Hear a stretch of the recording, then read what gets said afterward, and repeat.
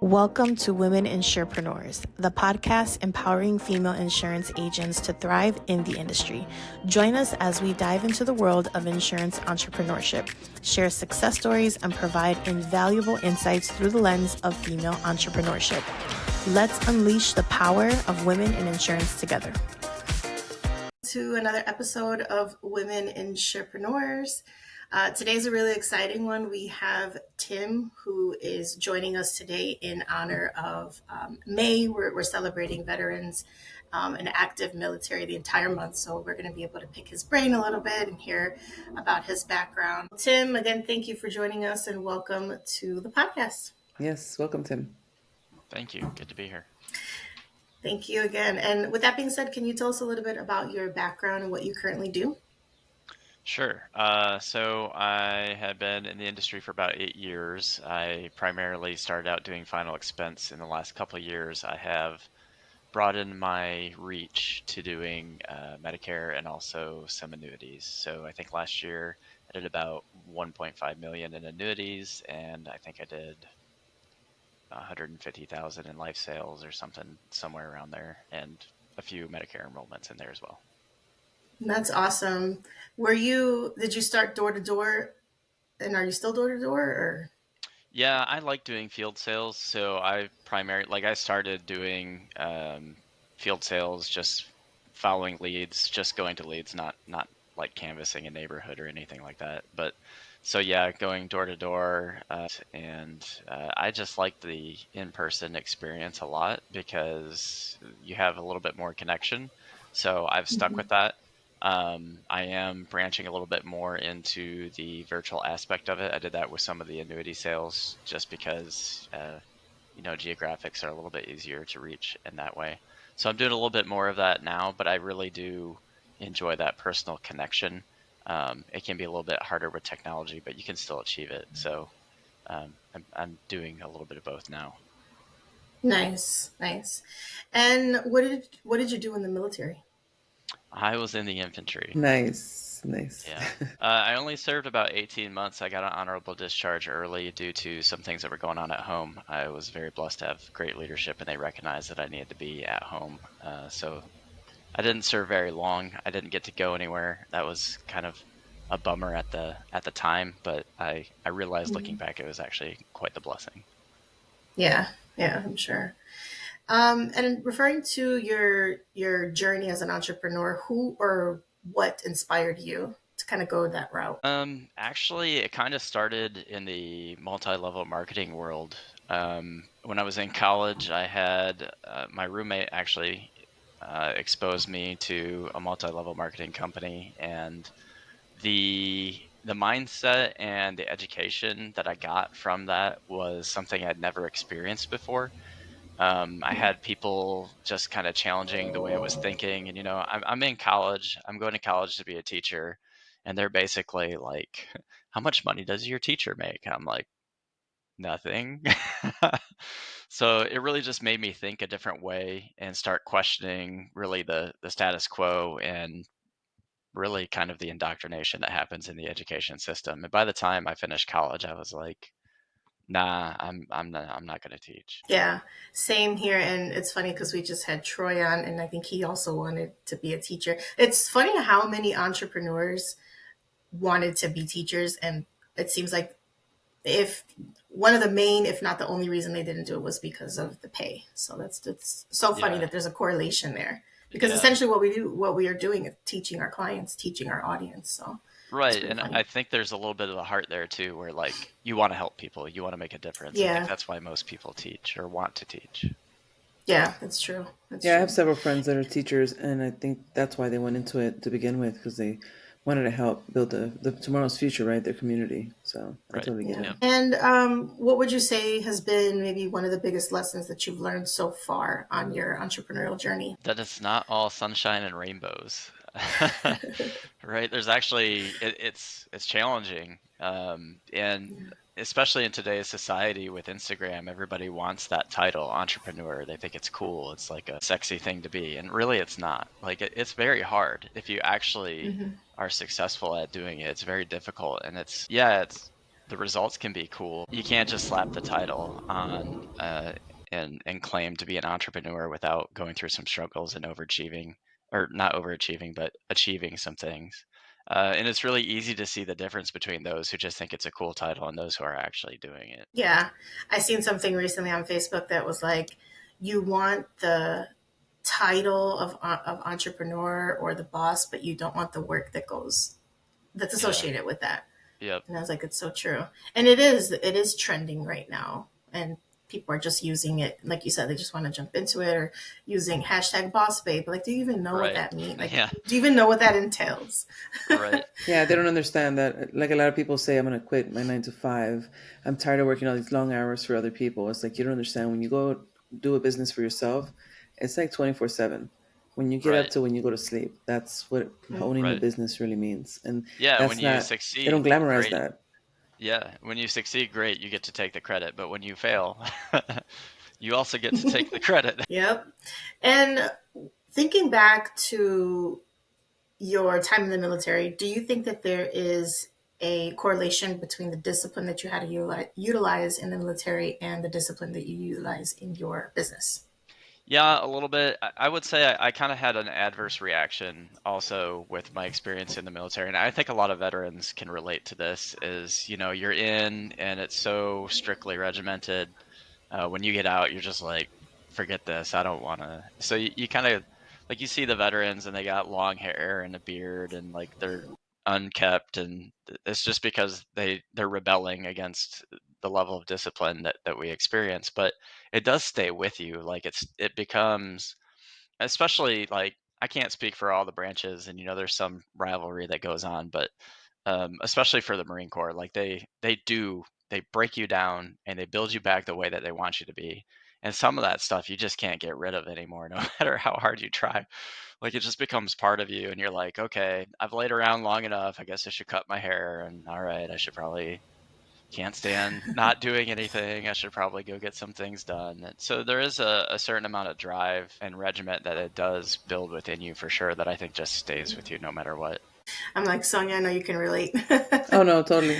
I remember half of the guys in our unit, whenever they would go on leave, right before they came back, they'd have the beard, mustache. They didn't care about their hair, especially the guys in the infantry. It's like, Yeah. I honestly, I wholeheartedly believe that everybody want to be special forces just because they could look however they wanted to. Yeah. Besides the title, right, special forces. But when we were in country, the special forces guys, they had full beard. They wore whatever they wanted and carried whatever weapons they wanted and carried on, right? But everybody else, obviously, they couldn't. It was like you mentioned, there was that regiment, that at the end of the day, at the end of the contract, I guess you could say, I'm not going to cut my hair or my beard for a long time because I don't have to anymore, you know? Yep. Yep. They're like, hey, I'm in the first Civ Div now. I'm just going to go wild. Wow. And what would you say? Because we say this all the time, like motivation is fleeting. That comes and goes depending on how you feel. What keeps you driven, would you say? I think that's a hard question, and it's an individual question because, you mentioned it right up front, is motivation is fleeting. And I think for me, realizing that motivation is not what it takes. Like everybody's all about motivation, and you do need a little bit of it here and there, but really discipline is what it takes. And nobody wants to talk about that because that's not sexy. It's not fun.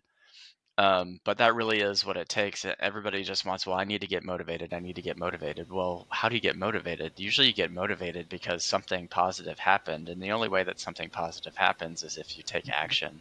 And if you want to take action, you have to have the discipline to get yourself in motion and do it. Otherwise, like you might wait all day and then maybe you squeak a sale at the end of the day and you're like, all right, I'm excited, but now the workday's over and you can't do anything else. And then the next morning you wake up and you're like, I don't feel like doing anything. And that's normal. Like you're going to feel like you don't want to do anything. And quite frankly, you just need to have a warm glass of suck it up and go.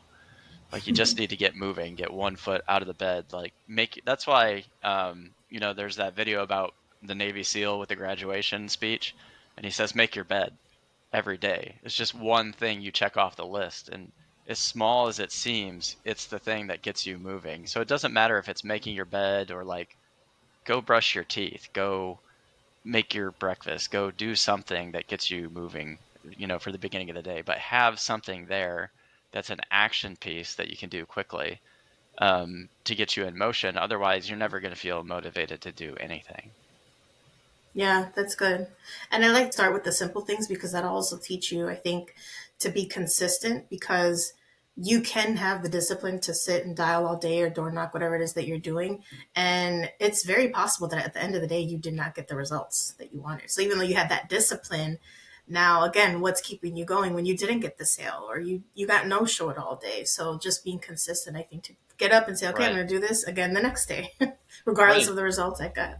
Yeah, and then now you're talking about mindset, because now you just have to trust the process. You're like, I got my teeth kicked in today and I got nothing to show for it.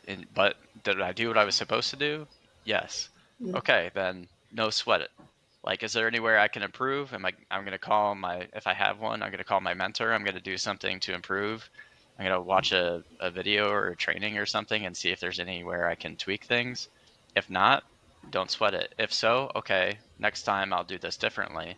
But if you're like at the end of the day and nothing happened and you're looking back and you're like, wow, I dropped the ball. Like, I didn't get on the phone until 3 p.m. or whatever it is, you have to be accountable for that too. I think in the Yeah, entrepreneur that's field industry, especially in ours, right? There's so many when they close the door on us or they hang the phone up on us. It's that discipline to continue to go, to be consistent. You have to be persistent and continue because that's your goal, right? You want to be an entrepreneur. This is what it takes. It takes having all those doors closed on your face. It takes getting sometimes even cussed out at and hung up on, You got to be persistent. You have to go after it. So yeah, I totally get what you mean. Yeah, yeah. yeah, and you can't take it personally either. You have to drop the bad energy that was there, put your smile back on, and be persistent and go for the next one. That's tough for me right there because I was just thinking I found out that our CRM has the middle finger emoji and I won't tell you guys how I found that out, but just think about that how that call went that I'm like, oh, we have a middle finger emoji. Good to know. So yeah, you Yeah, got to be able to shake it off because if not, you're taking that into your next call and your whole day is just yeah, downhill from there. that's definitely something that I struggle with too. Like, I'm a fiery person. I was a Marine for a reason. It's because I'm a little crazy, and so like I want to fight with people, not physically, but like I want to be right and I want to win too much sometimes. So that can be really hard for me because I'm like, my integrity means a lot to me. So if somebody says something to me, I'm like, you don't even know me. Like I'm gonna show you. Like, you give me 5 minutes and I'm gonna prove you wrong. Like, I'm gonna help you so hard. You're not even gonna know. So that's hard for me because if somebody they won't give me the time of day and I'm like, you don't even know I'm such a great person and how much I can help you. Like, you have no idea. And it's just difficult for me to not get angry about that and then go to the next door knock and be like, hi. So I have to work on that really hard. But that's a good thing too, because that gives you a lot of energy. Like, if you can learn to channel that and like get rid of just the anger part of it and use it as like, fine, I'm gonna go help the next one, and you just become determined instead of angry, like that's a lot of fuel right there if that's the type of personality you have. So if you can tap into that and learn how to control it, that's like a superpower. Yeah, that's really true. Channel that inner. And it's funny that you say like you're a fighter too because I don't know if you remember this, but at the Power Producers, we were sitting by the fireplace, and somehow the conversation came up about leads, and I was talking about a client that or lead that went off on me, and then he proceeded to call me the rest of the week and leave really grotesque messages, like sexual type messages, and it was really really bad. And I remember one of the guys on our team was like, "Give me the lead, I'll call him." And Tim and Nigel, first time I'm meeting him, was like, "Yeah, send me that call." As a Yeah. matter of fact, and he was like ready to go to bat because I was so disturbed because I've been hung up on and cussed out, but that he took it back. I took it too far, and Tim was like right away. I don't even Oh know this yeah. girl, but hey, I'll handle it for you I if remember that. needed. I So remember that. I was like, you give him to me, I'll put him in his place. yeah. And kind of shifting gears, well, on the same, I guess, topic though. Tim, what would you say are some of the biggest challenges that you've faced or encountered, or maybe even a challenge that you're overcoming right now? I would say in the entire journey, the biggest challenge that I've had, and I think is one that is continuous, is you learn a lot. You have to learn a lot and you have to grow. And I think the biggest disconnect for most people is they start gaining knowledge, and they have a very difficult time in the application of the knowledge. And it's really easy to get what I like to call a mental constipation, where you could go give a speech and you would be very eloquent and it'd be everything it's correct, it's right, it's even inspiring, but you get off that stage and like you can't actually do it. And so I'd say people get mental constipation, they get too much knowledge and then they know how to do everything, but they need an action enema, right? And they need to learn how to actually be able to apply it. And I've had agents like that. They just like wonderful people, very intelligent, and then they get into books and they get into the process and they just want to learn and learn and learn and learn. And it's almost like this tipping scale. Like now they know it's too much, and like it paralyzes them, and they then can't apply what they know, or they get offended when they run into trouble, and they think like I deserve, which is I think the most dangerous phrase you can tell yourself ever. But they think like because I know all this stuff, I deserve success. And so they go out in the field and they knock on like 3 doors and they're like, everybody shut the door in my face. Like I can't do this. Like this isn't working for me. And it's just because they didn't stumble their way through like learning a little bit and then applying it and then learning a little bit more and applying it. They just went out and they learned as much as they could, and then like when they weren't like able to word vomit everything perfectly and people weren't willing to talk to them, they just couldn't handle the rejection and they quit. Mm, I yeah. think to that point, Tim, I think especially in today's society, although the younger kids, this generation, they want that instant gratification, and if they don't get it right away, they're like, oh, I'm not good at this. Like you said, you have to be consistent and be determined to make a sale, to help somebody. But I think Hmm. that whole need for instant gratification, it's like, no, this isn't working. I don't want to do it. You know. Yeah. And recognition too. Like I've seen influencer, one comes to mind, I'm not gonna name the person, but I've seen influencers and they're all like they want to be viewed a certain way. And they're all like, oh, I'm really doing my schedule and being disciplined and I'm this and I'm that. And they want all this recognition and praise. And like this one influencer I'm looking at, it's a young girl, and I like click on it. I'm like, you're 19 years old. Like you don't know anything. Like you haven't even experienced the things you're talking about yet. It doesn't mean that you're not an intelligent and capable person, but like you don't have any life experience. You haven't even had your teeth kicked in yet. Like you don't know. This is ridiculous. They're just Right, right. regurgitating what they learned. They haven't lived it. They haven't, yeah, And there's a huge embodied. and there's a huge difference between the people who have, and you can be like, okay, I can trust what this person says because they have clearly like they've got the smoke of battle on them, and like I can follow them and I know that they're going to keep me safe, because when I screw up, they're going to pull me up and be like, "Hey, brush yourself off. Let's go. This is where you need to change." Yeah, that's so true. And on the flip side of that, right, like, opposite of the challenges, what would you say is a success that you've celebrated on your journey? I've had a lot. I mean, I've gone on some incentive trips, like that Cabo trip. That was one of the first trips that I actually earned. I'd bought into previous trips for that one. I like slid right in and earned that one. I have been able to be in control of my schedule. I've been able to enjoy different aspects of life and travel a little bit more than I would have if I had a 9 to 5. So there is a lot of freedom and there is a lot of flexibility to it. But you definitely have to be able to, like, if you know you slack off too much, you got to be able to make up for it. Uh, you can't always be doing that on the back end. You got to plan for things and work hard and then go enjoy yourself. And then if you didn't get back into the groove fast enough, you're like, oh, shoot, okay, now I got to get myself out. So there are a lot of things to enjoy about being an entrepreneur. But it's give and take. There's not one without the other. So I always like I bring it back to the sacrifice, because like yes, there's so much that you get to enjoy and there are vast amounts of rewards. Um, but you can't have it without the sacrifice.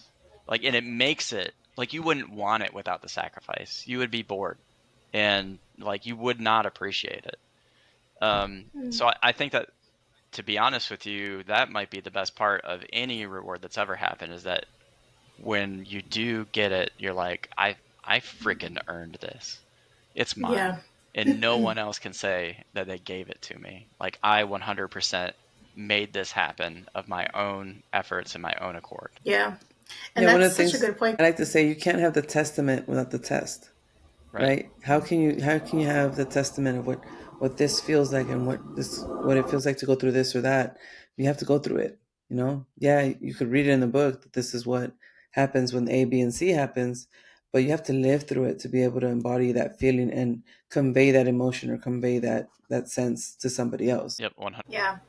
And that's a good point because I have taken time off when I know I shouldn't have taken it. I've been in an entrepreneurial role since 2011. So I had to learn a lot in the beginning because in the beginning I came from a 9 to 5. So I was like, free time? No one's making me check in. And I was young. So all I needed to make was probably like 2,500 for the month. And that was a lot of money back then. And I could take the whole month off, you know?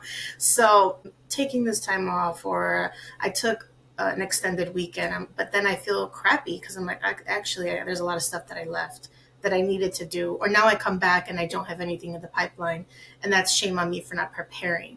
So it's like he said, there's good and bad, but you've got to prepare for it, right? So work your butt off before you take that trip so that you can enjoy your time off and not be thinking like, now that I'm feeling bad, like, wow, I'm here, but now I feel like I have to work on this trip, or you know what I mean? So Right, you don't get to enjoy it. And to that point too, like, you have to be careful with that a little bit, because you can really get down on yourself with guilt also. Like, yeah. this might be next level. I have no idea, but there, like, I've been there, and I got to a point where, like, I had to call my mentor and be like, "Hey, I need to be okay with not working today. Like, I need in my mind to be okay with not working today. I need you to tell me it's okay. Like, yeah, I know I haven't worked for 6 days, but I need to, like, be okay." And he's like, "Yeah, like, okay, like, what's going on? Let's talk through this." And I just explained, like, I feel guilty, and like it becomes this snowball. And he's like, okay, I get that. Like, yeah, you're right. You can't be too hard on yourself. Like, you can't go back and change yesterday. So you're right. Okay, it's 2 o'clock today. Give yourself a break. Go to the pool, whatever. But you better be ready tomorrow, and you better not be, down on yourself. Just be in the saddle and ready to roll. Yeah.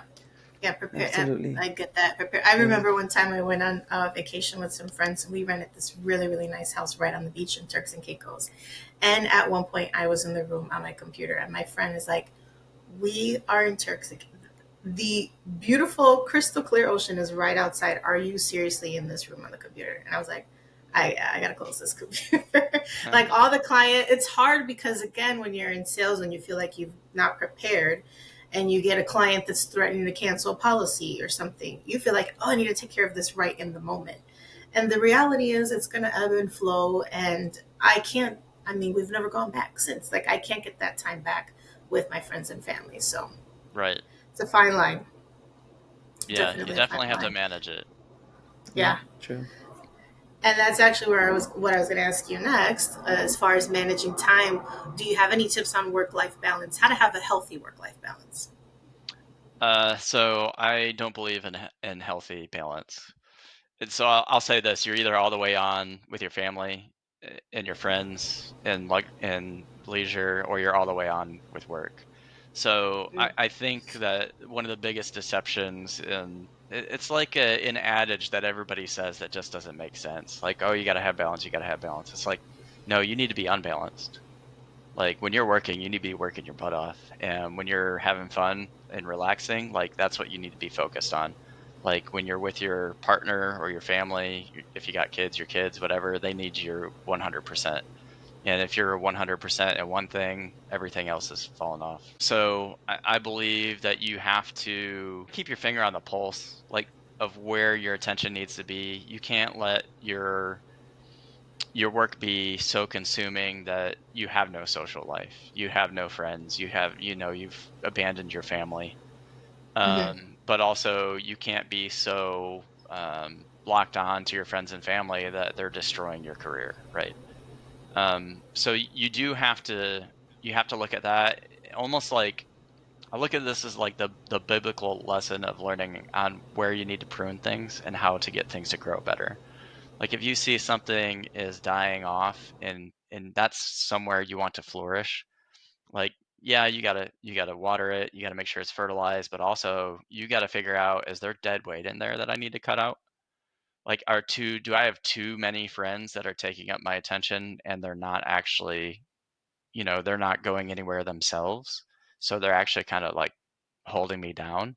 And that's not to criticize them or be mean or anything. It's just, I have a vision for my life and I can still love them and, make sure they're doing all right and everything, but I can't let them dump negative into my life. So stuff like that, even with family, I think family is the hardest one also, but the same thing is true of family. It doesn't matter who it is. If it's your parent or your, I guess the most difficult one would be your spouse, but if it's especially if it's like a parent or a sibling or whatever, you just got to be like, look, I love you, but you can't talk like that to me or around me. And if you're going to, like, I'm going to have to put some space here until I get to a place where I can handle it, because I've either proven you wrong or I don't care what you say anymore. True. I love that. So it sounds like you're saying that both are important, but you kind of have to prioritize what you're focusing on depending on, like, so it's not regimented. Because we've had people on here that like, well, no, every Saturday is this or every Friday is this. It sounds like you're kind of analyzing what needs your attention in that moment. Right. And for some people, it might be like that. For some people who are very structured and they like that, it may need to be like that. For somebody who might be a little more spontaneous, they may just have to keep their finger on the pulse and figure out, oh, wait, I've been spending way too much time working. I need to take a break and I need to have fun with my friends, or I need to go visit my family or anything like that. I like that. It allows for grace, because it can be stressful if you feel like it does need to be very structured. Then it's like you're back to being at a 9 to 5, like right. And you really you know what I mean? You have to pay attention to the season you're in too. Like, if you've got, I know people talk about their children all the time, and I don't have kids, so take this with a grain of salt for anyone who does have kids. But from an outside perspective looking in, when people talk about their kids, I hear one of two things. Either their kids are their motivation and they'll do anything and that drives them, or their kids are their excuse and they'll do anything to use them as an excuse to not do anything. And I hate that because, part of that teaching background in the child psychology and all that stuff that you learn and you look and just observing in life, like when an adult makes their child like their excuse or their center of attention or their identity, like that becomes a problem, not only for the adult, but that handicaps that child later on. Yes. So Absolutely. like whatever it is, whether it's a child or a partner or a family, you got a loved one who's ill, I've seen the same thing. I understand that sometimes there's dire situations and you got to be there, right? Yeah. But you have to be honest with yourself, and you have to truly distinguish, like, am I using this as an excuse to not do the things I know I should be, or am I using this as the inspiration to move me forward? So you have to pay attention to those seasons, because if you got really young children and you want to spend more time with them as they grow and develop and they get to the point where they start having memories and they can remember their time with you, you're going to have to bust your butt in that time period where they're very small and they're not going to remember very much. You still obviously have to spend time with them and nurture them and everything like that. But you just have to pay attention and be like, okay, I need to bust my butt for 2 years so that I have more time, when they get to the point where they're in the developmental stage and they need to learn from me, they need to see my example and all of that stuff. So yeah, it's definitely just to bring it back to pay attention to what season you're in and allocate your time appropriately based on that season. Yeah. And I like what you said, how you're setting the example, right? If your kids see you working hard, you're setting the precedence for, this is what it means to be an entrepreneur. Like, this is what it is. Sometimes you're on here, you're on the phone, or you're walking around knocking on people's doors, but that's what this business entails, right? They don't just think, oh, daddy jumps on the computer every once in a while and makes money. It's not that simple. Yeah. I don't have kids yet either, but I do have little nieces. And one thing that I try to do is when I'm with them, I'm trying to be present in the moment. And this goes back to what we were saying about what you said it, when you're working, give it your all. When you're with your family, give it your all, right? So I have challenged myself to put my phone away so that they're not like, cool, I'm hanging out with my aunt, but she's just like this all day. You know what I mean? I Right. want to be Right. present in that moment. And when they see me on the computer, they're like, okay, we know she's working. Like, we're going to give her her space. But when it's playtime, it's playtime. So because they, like you said, they pick up on that and they notice that. Yeah. Yeah. Then they do it too. And you're like, then you're looking over at them and you're like, oh, I can still. And really, you should be like, hey, put that down. You need to go outside. Yeah. Yeah. And you've mentioned a couple times mentors. So I was going to ask, have you had any mentors or sources of support? Sounds like you have. Can you talk a little bit about that? Yeah, I found that that's been extremely helpful, and like I think you need to clearly define who a mentor is, like because a Mm, mentor can be someone who does have a vested interest in you, and most of the time they do. But a mentor can also have no vested interest in you, meaning that they're not going to make any money. They just want to help you in some way. So you have to be very careful about who you listen to, because there are a lot of people out there that kind of like they market themselves as a mentor or a coach or whatever, and they're only going to give you so much, and then they're like, okay, now pay me money, right? A mentor's never going to ask you for money ever. Like they get their fulfillment from, and they may have a vested interest, so they might be making money, but the vested interest is they want to see you grow. They want to see you become a professional, and master what you're doing. And yeah, they're going to benefit from it, but normally there's a deeper connection there. It's not just monetary. So yeah, I've had several. I had a few that really impacted me when I got exposed to the multi-level marketing world, that I still think about. You know, they laid some foundations for me, and really they marked my life. Just the time that they spent with me, and some of the principles they taught me, and even like some of the personal things. Like I had a mentor that was a Vietnam vet, and some of the conversations that we had completely changed my life. Um, oh, I'm gonna get emotional. That's not cool. All right.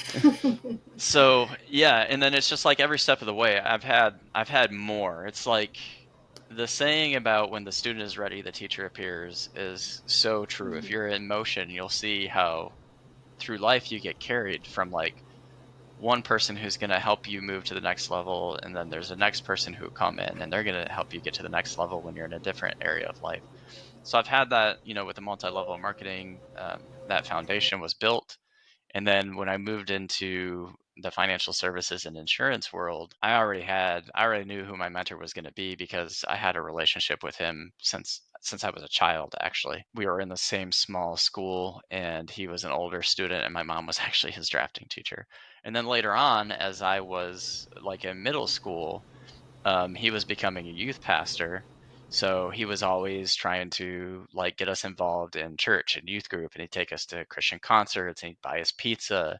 And his brother was my basketball coach, so he'd come and he'd help coach. So there was that relationship. And then when I moved into the financials industry with insurance, he was the person that I had seen move into the industry. And I'd actually been fired from a job that I was in, but I knew because of that connection, I could trust him. And I was like, Chris, I don't care what you're doing. Like, I'm gonna come do what you're doing. And he's like, whoa, whoa, we gotta have an interview first. I was like, no, but really, I'm gonna do it, and you're gonna help me. Like, I need you to promise me that you're gonna help me. And he's like, yeah, like 100%, I will always be there for you. And he has. So having a mentor is instrumental because they're not just gonna help you understand like the industry, products, how to sell. They're gonna help you with life. And that's like the huge difference that a mentor is going to make, because they're going to slap you on the back of the head and say, hey, knucklehead, you can't do this. Like, you're ignoring your family. You need to spend time with your family. Like, they're going to pull out those things you wouldn't think of. You're like, that has nothing to do with business. Why are you talking to me about that?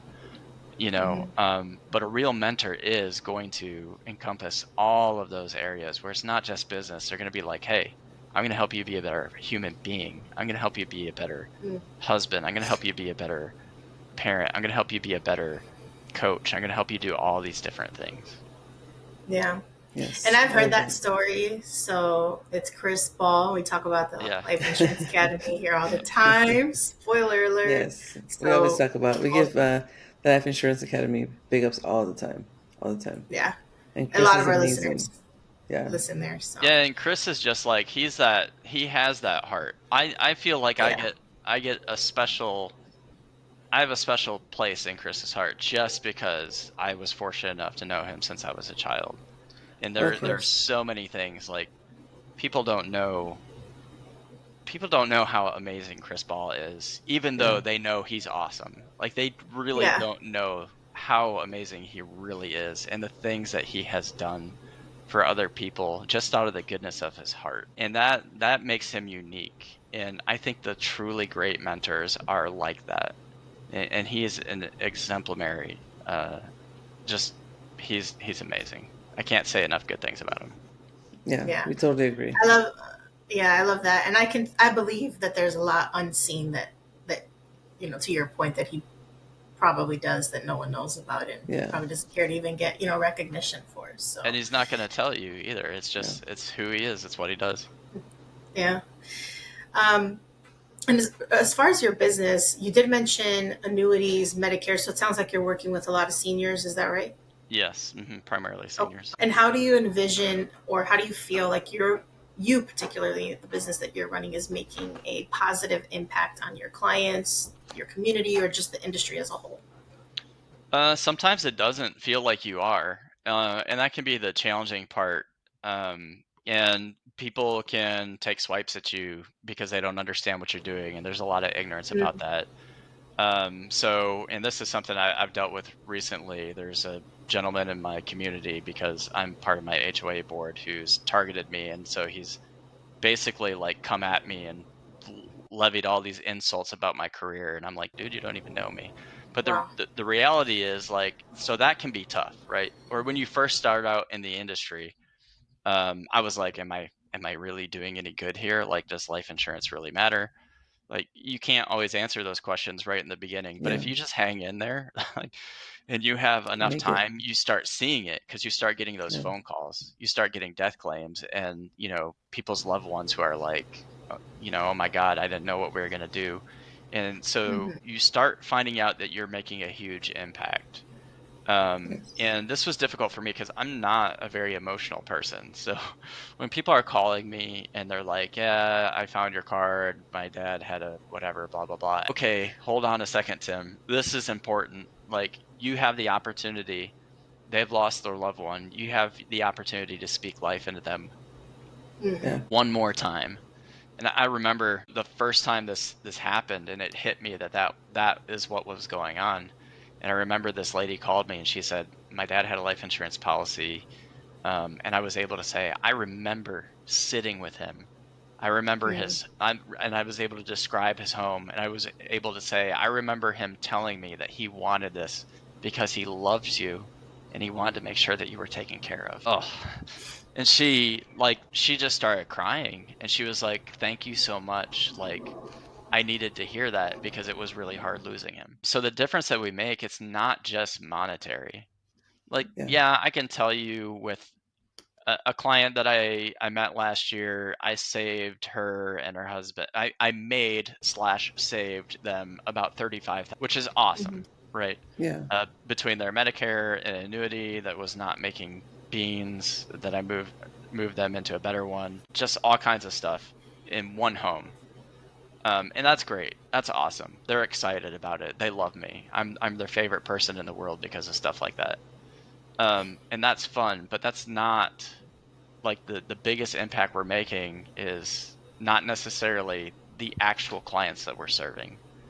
It's their family. And when you start seeing that, like, you're like, how could I stop doing that? Like, if I get a lead, how can I ignore it? Like, if I get a stack of leads, how can I sit there and like wallow in my own self-pity because I don't want to do something when I have all these people that like they actually are depending on me, and half of them don't even know it.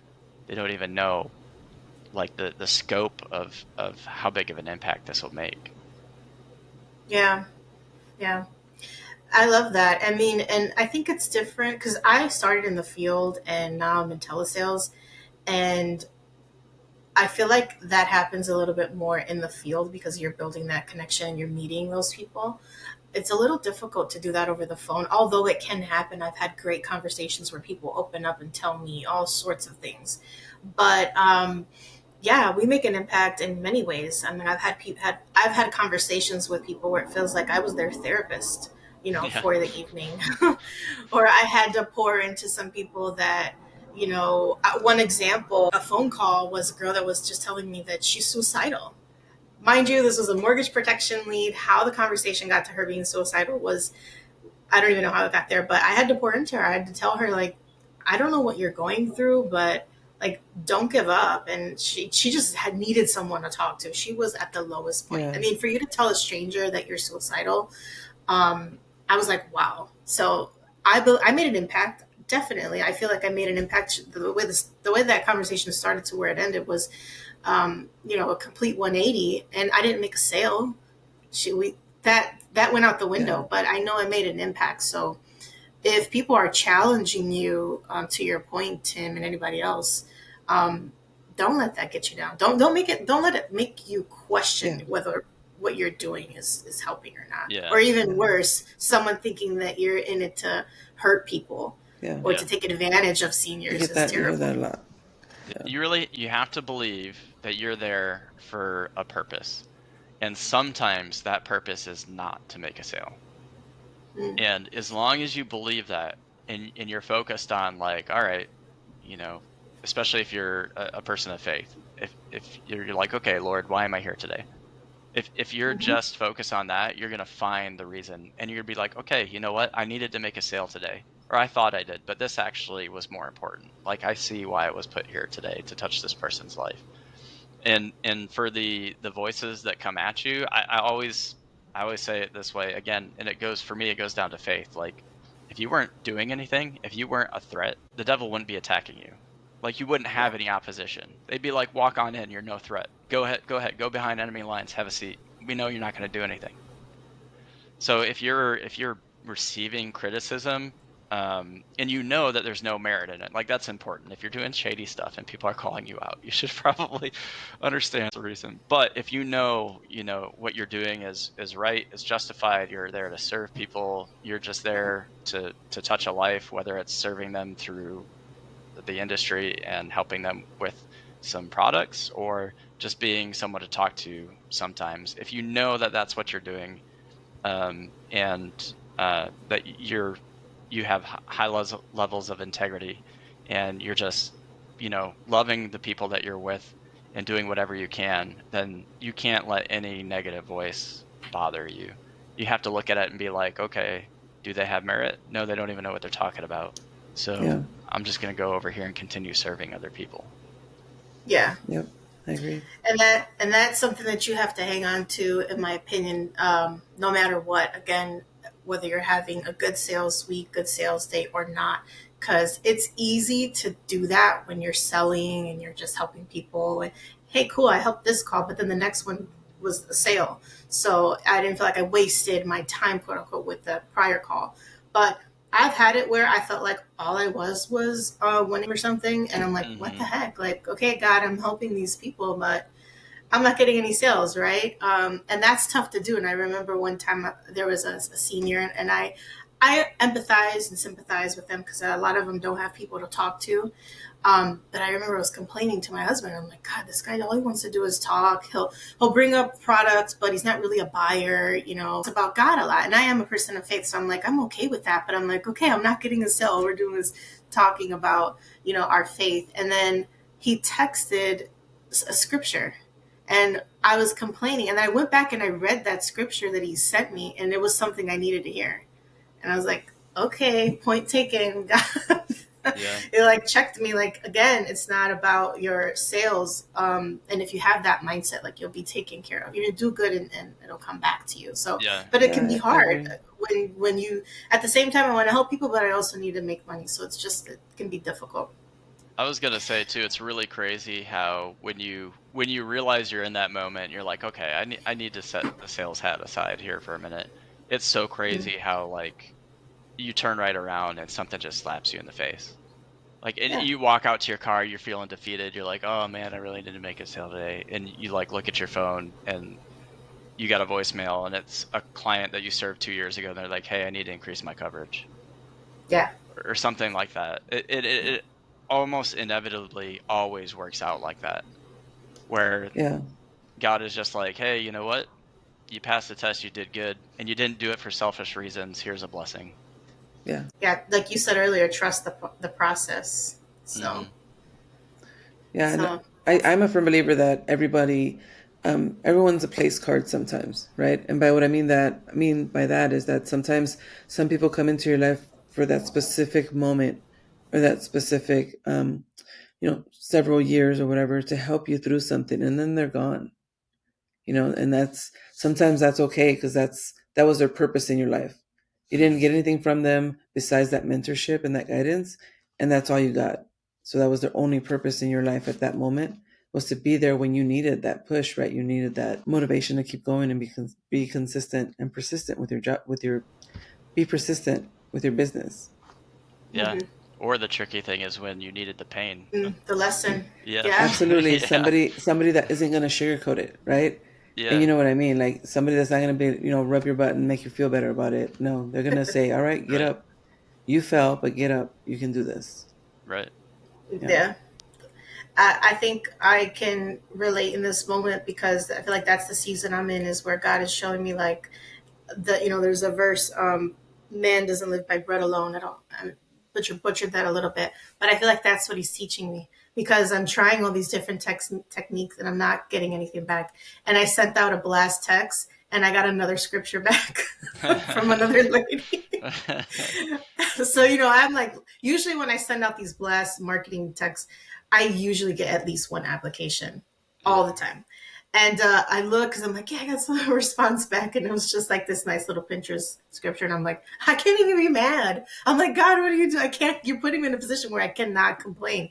So there's a lesson in that. And I'm just like, what am I going to do? Tell the lady off? Buy a policy. Amen to your scripture, but buy a policy. Yeah. Like, I can't do that. So it's teaching me character and amongst many things. So this is good stuff. I think something that people forget too is like the scripture is that all things work for the good of those who love him. All things. So cancer, you don't know. Like it looks horrible, but you don't know what experience that created. Like somebody cursing you out, somebody taking advantage of you, somebody hurting you.